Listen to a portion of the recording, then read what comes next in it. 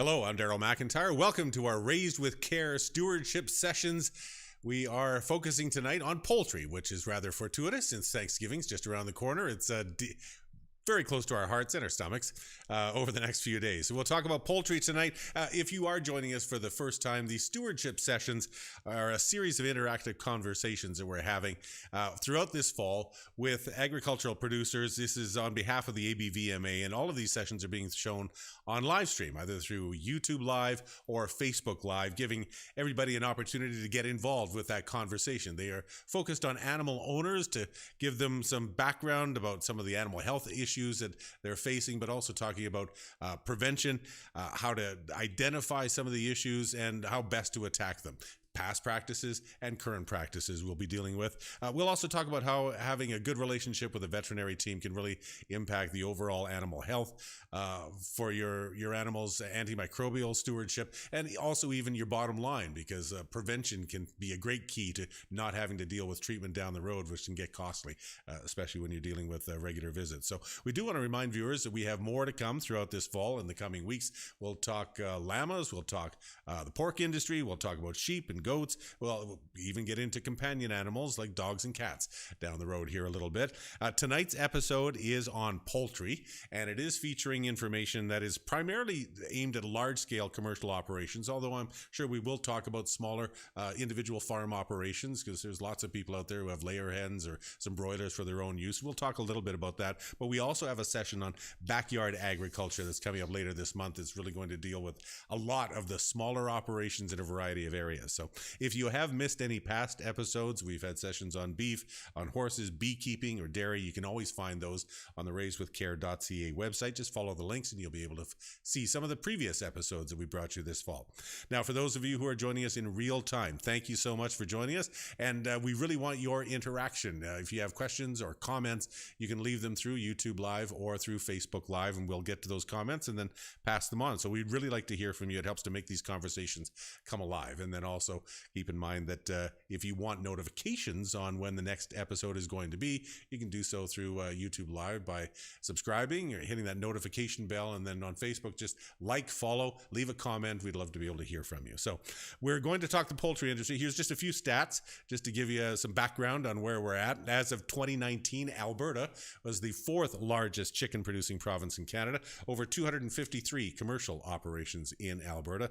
We're home to 49 turkey operations. That makes us the fifth largest turkey producing province in the country.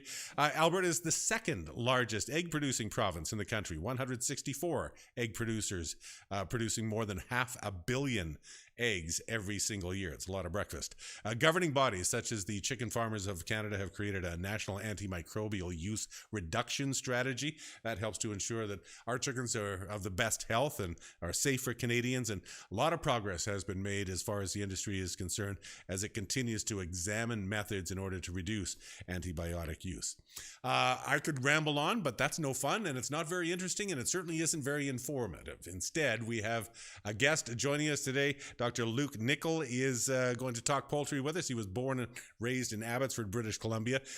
And he really does have a connection because he spent a lot of hours as a kid picking eggs. That operation ended up transferring into broilers and turkeys as well. Luke attended the University of Alberta, working toward a BSc in animal science. Accepted into vet school soon after, got his DVM from the University of Saskatchewan.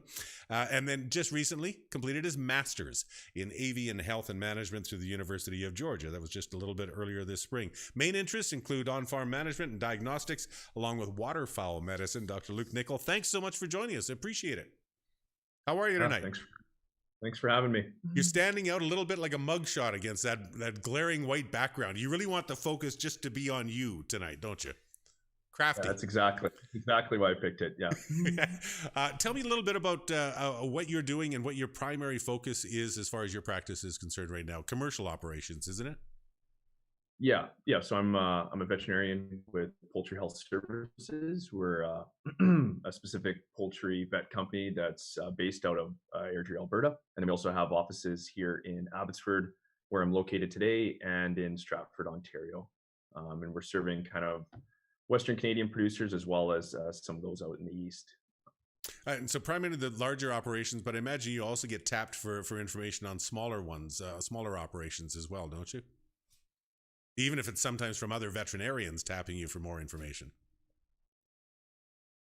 Yeah, that's right. Like, I would say most of our services kind of towards the commercial poultry industry, but we also help out some of our local mixed animal veterinarians if they're seeing some backyard flocks and they have a few questions about kind of some of the diseases or differentials that they should be looking at.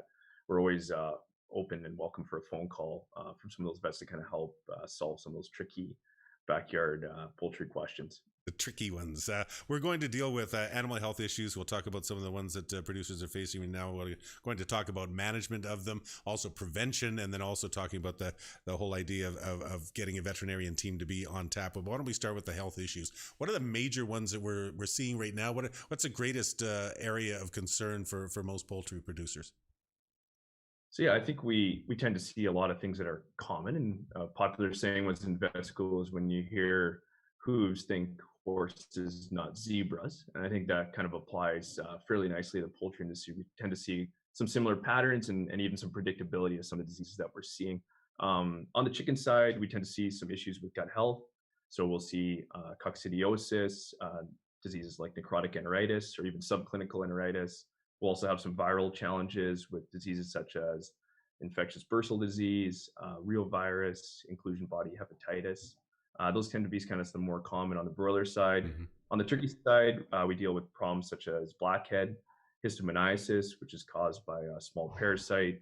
We see bacterial diseases such as gangrenous dermatitis, and also some similar, some common bacterial diseases such as E. coli, ORT, Bordetella are kind of some of the common things that are flagging them. But you see, Uh, I hear that list and I go, my word, there's an awful lot to have to deal with. Where do they come from? How do flocks get infected by them? And we'll deal with prevention in a little bit. But just give me an idea where, I doubt that one flock is going to get everything. But where are some of the common sources? Yeah, I think some of the sources can be on farm, even though we practice very high biosecurity and the whole poultry industry is all in, all out. Yeah. There's still the possibility of some of those kind of bugs hanging around within the barn, and depending on the health of the birds, there's certain viruses that can cause maybe immunosuppression that make them more susceptible to some of those bacterial diseases, such as E. coli is always going to be on the farm, and you can never get rid of Mm-hmm. E. coli. It's always going to in the litter, but you want to make sure that you're kind of controlling some of those kind of viruses that might cause some immunosuppression. What's primary treatments for a lot of these? You meant for some of the viral things. What are the common treatments? So on the broiler side, we're going to be applying a lot of vaccines at the hatchery to help protect those chicks. So most of the eggs are going to be injected with a vaccine at 18 days embryonation, and that's going to be able to protect against diseases such as Marek's and bursal disease. And they're also going to be sprayed there, usually with a bronchitis vaccine. And so that's going to help get them off to a good start. And we're also going to be helping to protect those chicks with maternal antibodies at the breeder level. So injecting the breeders with vaccines that will then allow them to have high antibodies to protect those chicks, especially in the first kind of 2 or 3 weeks. Some of the gut diseases such as necrotic enteritis or even coccidiosis, we're going to be controlling those diseases with medications typically in the feed. And a lot of that is done preventatively, and we're looking to help control coccidiosis with medications such as ionophores or anticoccidials, and your Clostridium populations with different medications such as BMD. Are you And using so many antibiotics anymore?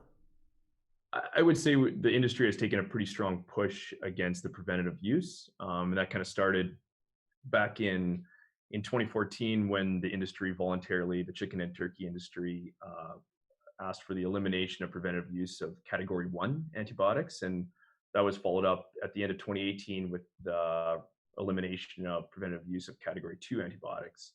So we've taken a pretty strong stance away from using preventative medications that are higher in the use within human medicine.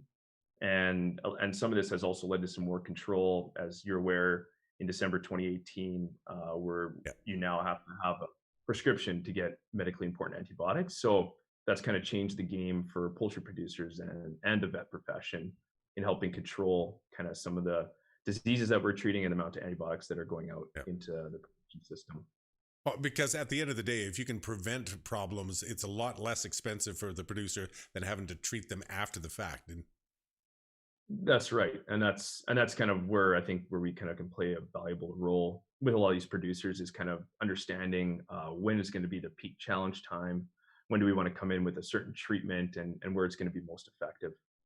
It's also really important, though, to be able to go in and check out the operation if you're not familiar with it and find other types of prevention strategies. You know, with poultry, that sort of, you know, they come in and out, right? It's a rotational kind of thing, I guess, and that gives an opportunity to clean things out. Is that one great way of trying to ensure that you have a good operation?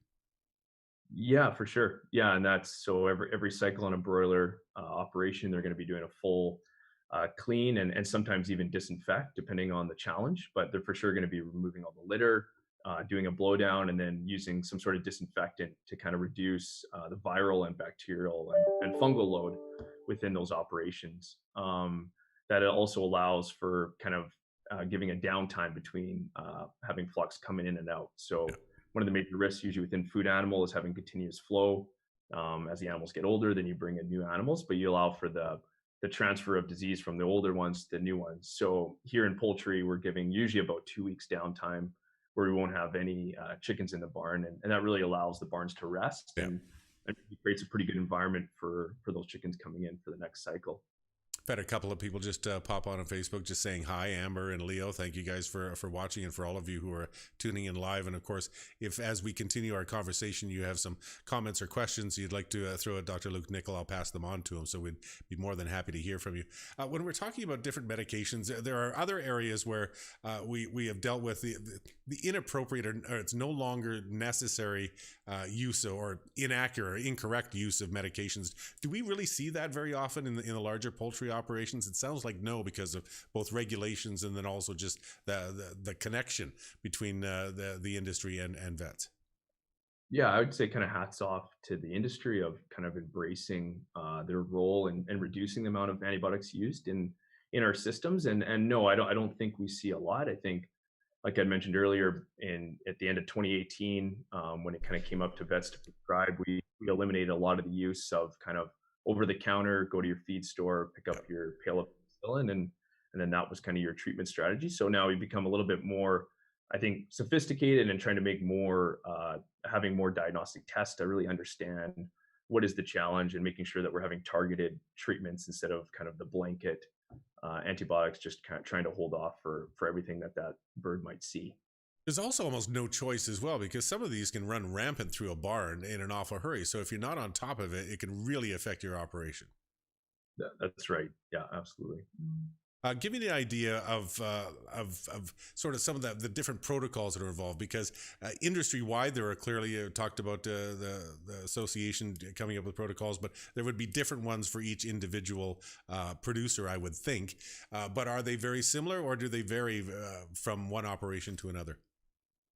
I think we see a lot of variability, and that's kind of just based on the challenge that we're seeing at each farm. So some guys might struggle with kind of their early mortality, and we might need to take more look kind of into maybe waterline sanitation or water quality coming into their barns, or early brooding. And he might have a protocol in place that if he gets over a certain percentage of mortality, that he starts treatment and then sends in chicks for us to look at a later date.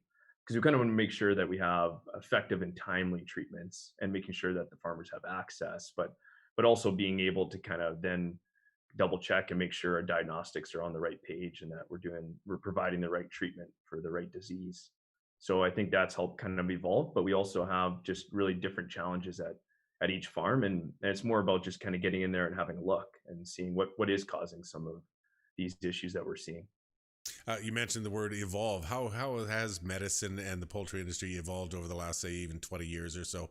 The changes in how things were done back in the day, and obviously the antibiotics would be one, and that's changed because of regulations. But are there other areas where just how you've attacked the issues, or the more things that we have learned in order to provide better animal health? What has changed in the last couple of decades, do you think? Yeah, I think we've developed closer relationships with producers as the vet side, and we've gone onto farms a lot more. And I think we've started to kind of really undertake and look at different things. I mentioned about kind of the water quality. I think that's a big step that the industry has made, and kind of remembering that is the number one nutrient that a bird's going to consume during its life is actually water. And so looking at kind of what is the microbial quality of that water coming in, maybe even what kind of biofilms are starting to form within those water lines. And I know our lab and our team here at Poultry Health has developed kind of certain tests to even swab those water lines and see what biofilms are there, and then run those biofilms against different disinfectants to see, hey, what's going to be the best at kind of removing those microbes from your water lines. Mhm. So I think we've seen huge changes in that field that would have been something that farmers wouldn't have really thought about kind of 20 years ago. Well, I'm kind of curious because obviously producers, especially the larger ones, are going to be pretty aware of the issues that they're facing, right? That's part of doing business. But what kind of questions do you get? So if you already have a good base of knowledge, what are some producers trying to get out of you? What are they trying to learn from you in order to move forward? I think, yeah, a lot of producers are kind of looking at their numbers and trying to really optimize their operations. Especially some of the guys that are on the larger scale, and like you said, very aware of what's going on in their barn, but they're going to be looking at, hey, what's my total mortality? Is there any ways that I can possibly kind of bring that down, or why is my feed conversion a little bit higher than I think it should be? How can we find some ways to make that more efficient, or why are my condemns at the end of the flock? Why are those a little bit higher than I would expect? So I think those are kind of some of the main questions Yeah. that farmers are asking us, and leaning on our understanding to try and help work together to kind of get some solutions. And clearly, it's really important for you to be on site at some point or several points in order to see the operation. Do you have any examples of when you've gone on a site and you've noticed something that maybe tweaked in your head and you were able to attack a problem that maybe the producer wasn't aware of? Yeah, it's a good question. I remember going to one producer and one farm, and he was struggling with feed conversion and total weight gain at the end of flock. And going in there, and everything in the barn looked fine and normal, and ventilation was good, litter quality was good. But the birds did look like they were a little bit lighter than they should be for that age. And actually, just taking some birds, doing some what we call coxy scoring, and that's where you would euthanize some of the birds and look to see kind of what's going on inside the gut. And once we opened them up, we saw a lot of coccidiosis that we would not have seen with just kind of looking at the birds from the farmer's perspective. And at that point, then we were able to prescribe some treatments and make strategies to help control that disease going forward for the next few cycles, and saw some pretty positive effects on kind of how his flock performance has been thereafter. We just have a comment in from Kara, and I'm going to get to Kara. I'm going to get to your question here in just a few moments. I just want to go through and finish off sort of the rest of our basic run through that we wanted to do, and then we'll get to your question right after that. Promise. Biosecurity. Obviously, that's been a major topic in many of our other stewardship sessions. That has to be a major concern in the poultry industry as well. You do mention that it can be cyclical, so you have these different cycles coming in, and you have an opportunity to attack that biosecurity issue that way, I guess, in a little bit, because everything comes in at once and then moves out, and then you continue on. But give me some examples of how you can protect your biosecurity and the kind of things you advise. Yeah, I think it's your kind of first line of defense at the farm. So I know producers take it quite seriously, and especially with some of the challenges that we've had in the poultry industry. I think specifically here in BC about diseases such as avian influenza really has made producers aware and created strong habits. And a lot of that's just kind of around how are you entering into the farm and how are you leaving. So all farms will kind of have a separate entry point, and that's where you'll put on different boots and coveralls and hat and gloves, and then that'll be kind of your farm wear for that cycle. Kind of looks like a hazardous material response team sometimes, doesn't it? You almost look like you're fighting COVID-19 every day that you go into a poultry barn. So yeah, I think those are kind of some of the habits that poultry producers have got quite used to and take quite seriously as protecting their flocks, and then along with all the kind of cleaning and disinfection that we had mentioned kind of after the flocks. Well, and even just having visitors in the farm, or I guess veterinarians, you guys have to be really careful too, because you're going from barn to barn and that kind of thing. But any of that sort of external potential infection, I guess, is something that they have to really be aware of. Yeah, absolutely. Yeah, any people that are coming onto the farm, and it's always nice, and we want the public to kind of see what we're doing, but we also need to kind of take it pretty seriously about who comes in and making sure they're following the protocols that are outlined for the farm. And I know we've been focusing on the commercial operation, but there are a lot of smaller farms that do have, for them, fairly large operations. You could have 30 or 40 laying hens, I suppose, if you're selling to friends, or you could have a bunch of broilers on an annual basis. A lot of these issues and a lot of these takeaways, can they be transferred into those kind of operations as well? Or do they need to be transferred, I guess, is a better way to put it. Yeah, I would say definitely they should be, and they should be kind of aware of what are some of the common diseases, and trying to make sure that those birds are vaccinated, but also be aware of who's coming into the chicken coop, and where do people work. If you have some backyard chickens, and then you also work on a commercial facility, that can be a pretty strong link to carry some different diseases between the two sites. So just remembering to kind of practice really good biosecurity, kind of being at home and then going into the farm. Well, and I know I grew up and we had chickens, we had laying hens, we had broilers as well. So there was certain things that we did. I don't know if we ever had a health protocol or anything to that effect, but there was certainly routines that we would go on. Boy, it got dark here all of a sudden. Apparently it was spooky. We're heading into Halloween instead of Thanksgiving. But there were some things, but yeah, we didn't necessarily have as much knowledge. So where do people get the knowledge? Because there can't be a lot of veterinarians who are dealing specifically with poultry as you do in the commercial operations. Yeah, we're definitely a smaller group of people, but I think there's pretty good resources even that get distributed from some of the different associations and boards at the local Alberta level. Those are always really good places to start for kind of some of those common questions and answers to those.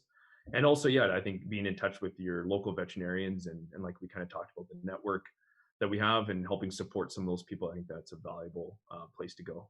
Is telemedicine working for you guys these days? Doing it over the phone or sending pictures, that kind of thing? Does that really apply in poultry?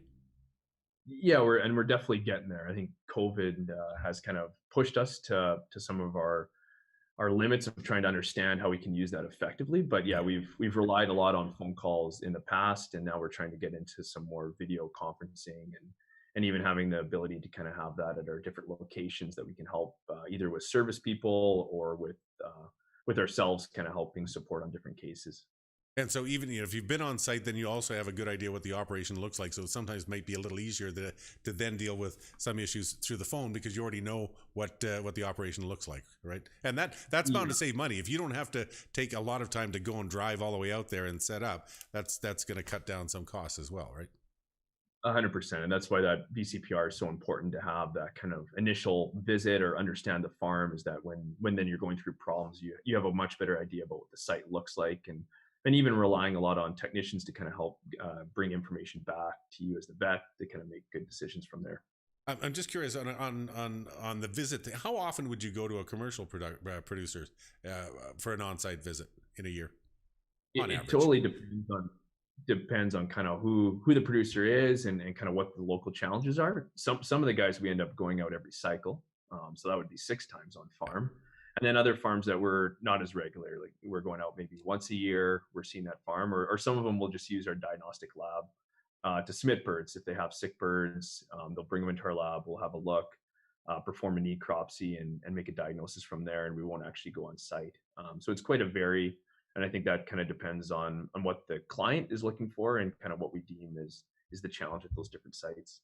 Okay. As we get nearer to the end of the formal part of the session, I wanted to keep in mind, if you could, Doctor, just something that we can wrap up with at the end. Just one thing you would like to see in the poultry industry that maybe isn't happening just yet. So we'll let you stew on that in the back of your mind here for a little bit. But I wanted to get to Kara's question. Here's a rather specific one. But when they're treating with Ivomec, what is the egg withdrawal time, and how long should you wait before eating the chicken itself? Because you do end up going with some antibiotics, and surely the larger producers also have to have a protocol for when those antibiotics get out of the system. It can work in the same as in somebody's smaller operation.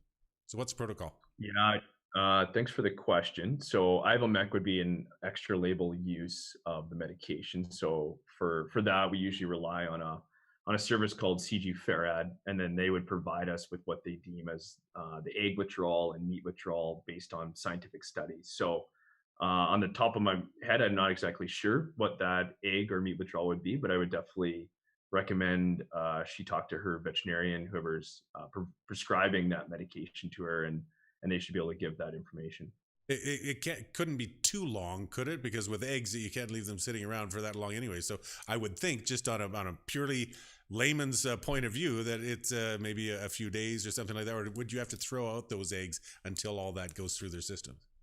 You would for sure not be able to eat those eggs as you're giving the medication, and then there would be a certain period of time after the last treatment, till then it's deemed safe that you can eat those eggs after. Yeah. So unfortunately, yeah, you would be having to dump out eggs for a considerable amount of time, and usually is why medications are quite tough within the table egg and layer industry because of those egg withdrawals. And just because it's not my world, is Ivomec an antibiotic or is it a different kind of medication? Just for my own edification. It's an anti-parasitic, so it's not an antibiotic against. It's working against a parasite, and usually can be used against parasites such as mites. I'm assuming that might be what the treatment's for. But ideally, if you can try to attack those problems early on in the cycle, so long before those chickens, a broiler, for example, ever gets to the point where it's time to slaughter, if you can have that done and out of the way early and prevent any of those kind of issues, that's ideal. I guess ideal isn't always guaranteed to happen either, though, is it?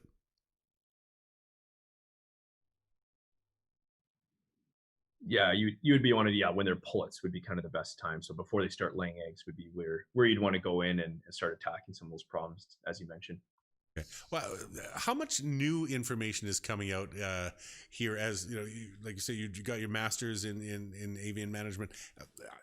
Are we seeing an uptick in the amount of information and the research that's available? How much more is that sort of sphere of knowledge growing here in the last little while?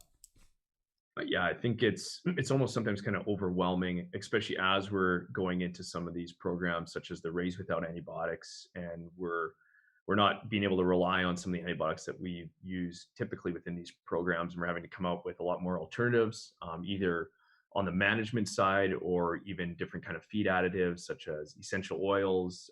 We've even used oregano to help control some of the protozoa and some of the parasite diseases that we deal with. So I think we're coming up to a world where there's a lot of knowledge out there, and it's more about kind of finding out what's right, or what is going to actually give us the benefit that we're looking for. Yeah.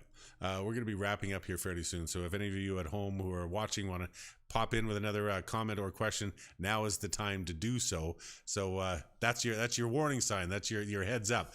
So I'll tell you what, while I'm letting you think, Dr. Nickel, about your final thought on what I'd asked a little earlier, let me just tell everybody else what's coming up in our next stewardship session. The next one is going to be on Thursday, October the 15th, once again at 7 p.m. in the evening. And that one will be focusing on the pork industry. And our special guest on that episode will be Dr. Egan Brockhoff. So a final thing, when you're looking at the poultry industry, something you would like to see happen that maybe hasn't been, or that maybe we've just started and needs to go a little bit farther? I think, I would continue to advocate for the vet profession and that relationship between farmers and veterinarians. Usually it's been kind of through some of their suppliers, the feed company or the hatchery, but I think now we're kind of coming to a place where that involvement in that relationship can bring a lot of benefit, especially more regular visits or more diagnostic testing.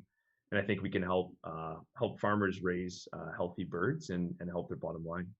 I'm curious, what are you having for Thanksgiving this weekend? Is it turkey? Is it chicken? Or are you going completely off the wall and going with ham? That's more of an Easter thing. Being a turkey farmer, we'll be having multiple turkey dinners. Multiple turkey dinners. Well, good luck with that. I hope you find a good pair of sweats to wear. Well, thank you very much, Dr. Luke Nickel. It's been really interesting. Thank you so much for joining us. We appreciate it.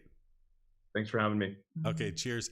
Once again, next week, we'll be back with another Raised with Care stewardship session focusing on the pork industry coming up next week. Hope to see you then. Thanks for watching.